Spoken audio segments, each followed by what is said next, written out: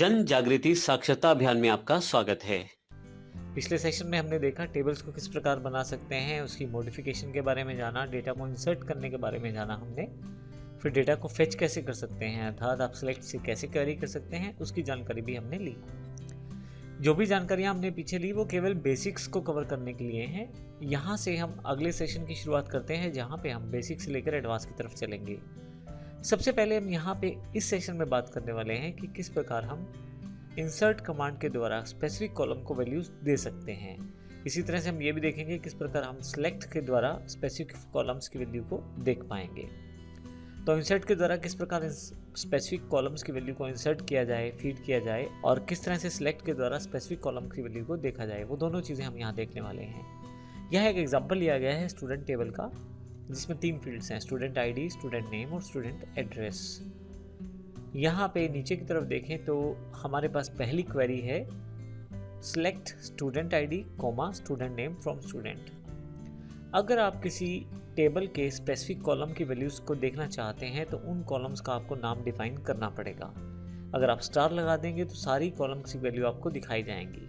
अब यहाँ पे मैंने select student ID comma student name from student जैसे ही ये देता हूँ, 2 कॉलम्स की वैल्यू मेरे सामने आ जाएगी, जिसमें एक स्टूडेंट आईडी शामिल रहेगा और दूसरा स्टूडेंट नेम।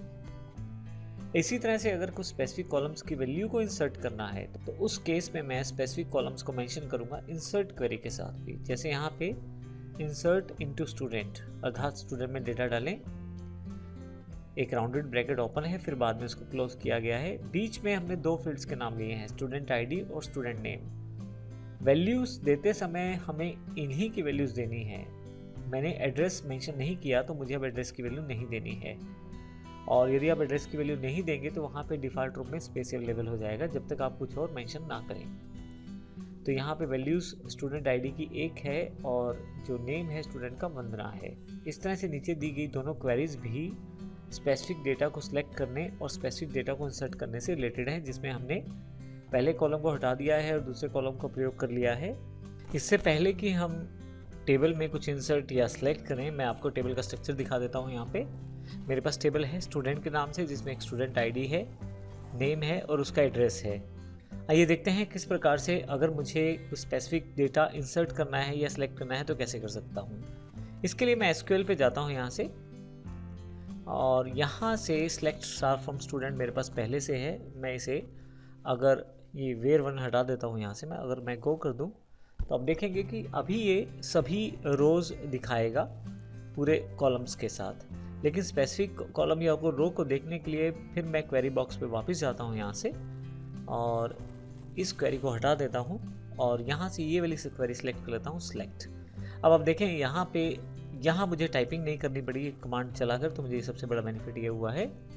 क्वेरी बिल्कुल सेम बनेगी, स्टूडेंट आईडी जिसमें है select student ID comma student name student address from student. मैं वेयर वाला क्लॉज यहाँ से हटा देता हूँ, आने वाले सेशन में इसकी जानकारी लेंगे। अभी जिस फील्ड का इन्फॉर्मेशन मुझे देखना है बस वो फील्ड मुझे यहाँ दिखानी है। जैसे मैं ये 2 फील्ड दिखाना चाहता हूँ, एड्रेस नहीं दिखाना चाहता, मैं चाहता हूँ स्टूडेंट आईडी और स्टूडेंट नाम ही दिखाया जाए। ऐसे केस में मैं स्टार यूज़ नहीं करूँगा, केवल उन फील्ड्स के नाम यूज़ कर लूँगा, और मुझे यहाँ से गो पे क्लिक करना है। आप देखेंगे कि केवल उन्हीं दोनों की इन्फॉर्मेशन यहाँ भी दिखाई गई है। फिर से क्वेरी बॉक्स पे वापस आता हूँ, तो यहाँ पे अगर मुझे किसी स्पेसिफिक कॉलम में कुछ वैल्यूज़ को इंसर्ट करना है तो बड़ा सिंपल तरीका है मेरे पास। यहाँ से मैं कमांड पहले से कॉपी है, मैं उसको पेस्ट कर देता हूँ कंट्रोल V से। अब देखेंगे इसमें हमने इंसर्ट इनटू स्टूडेंट किया है जैसे वैसे पहले किया था, बस उन कॉलम्स के नाम दे दिए हैं जिन पे वैल्यूज़ हमें इंसर्ट करना है। अब यहाँ पे पहले कॉलम का नाम स्टूडेंट आईडी है, दूसरे कॉलम का नाम स्टूडेंट नेम है। अब जब वैल्यूज़ देंगे तो आप देखेंगे मैंने यहाँ 3 वैल्यूज़ दी हैं, जबकि यहाँ पे 2 वैल्यूज़ ही एक्सेप्टेड होंगी। अगर आप इस क्वेरी को रन करेंगे तो आपके पास एरर आएगा, और मैं यहाँ से गो करता हूँ तो आप देखेंगे एक एरर अवेलेबल हो जाएगा, क्योंकि आप वैल्यूज़ 3 देना चाहते हैं जबकि कॉलम आप 2 डिफाइन कर रहे हैं। तो ऐसे केस में आपको यहाँ वैल्यूज़ भी 2 करनी पड़ेंगी। तो यहाँ से मैं हटा देता हूँ अब वाले सेक्शन को और फिर से यहाँ से गो कर देता हूँ। आप देखेंगे क्वेरी जो एग्जीक्यूट हो गई है प्रॉपरली। अब अगर मैं यहाँ से ब्राउज़ पे चला जाऊँ, अर्थात अपना टेबल का डेटा देखूँ, तो मेरे पास यहाँ 3rd जो रिकॉर्ड है उसमें नाम सुमित आया है, और जहाँ एड्रेस है वहाँ पे नल स्टोर कर दिया गया है। अब नल का मतलब ये है कि कुछ भी इंफॉर्मेशन यहाँ पे नहीं है और इसलिए एड्रेस बाद में अपडेट भी किया जा सकता है नल की जगह पे, इसलिए यहाँ पे भी कीवर्ड नल से फिल कर दिया गया है। आने वाले सेशन में हम नल की जानकारी भी लेंगे, लेकिन अभी तक के लिए हमने ये देखा कि हम किस तरह से स्पेसिफिक रिकॉर्ड्स को सिलेक्ट के द्वारा देख सकते हैं क्वेरी करके, और किस प्रकार से इंसर्ट के द्वारा अपनी डेटाबेस में फीड कर सकते हैं, इंसर्ट कर सकते हैं। अगले सेशन में हम कंस्ट्रेंट्स की जानकारी लेने वाले हैं। कंस्ट्रेंट्स आपके लिए बड़े बेनिफिशियल रहते हैं जब आप बड़े बड़े डेटाबेसेस में काफ़ी सारे रिकॉर्ड्स को डालते हैं, तो रूल्स यानी कि कंस्ट्रेंट्स के साथ चलना आपके लिए आसान कर देता है डेटा को फीड करने से लेकर डेटा के साथ काम करने तक। तो आइए अगले सेशन में उसकी जानकारी लेंगे। धन्यवाद।